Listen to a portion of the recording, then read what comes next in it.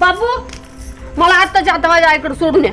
अगं सुनबाई काय झालंय ती तरी सांग. काय नाही झालं, तुम्ही फक्त मला सोडून या. नाही त्याने काही तुला त्रास दिलाय का? नाही तसं असलं तर मला सांग, त्याला बुटाडच सांगतो. बापू ते त्रासच द्याय ना, तोच त्रास मला व्हायला लागला. मला यात सोडून मी नसते राहत. अगं पोरी चांगला आहे की तो भांडणं विणणं करत नाही. हा मला भांडणं केल्याशिवाय करमतच नाही बापू. लग्नाच्या पहिले मी रोज एक भांडणं आणायचे आणि तो आल्यापासून तो बाबा जे म्हणलं ते ऐकत. मला नसते हे जमत, मी नसते राहत. मला सोडून या गाड्या तुम्ही आत्ताच्या आत्ता. बर जा तू. त्याला संध्याकाळी आला मी सांगतो चांगली लाताना तोडव म्हणून. बरं बापू चालते.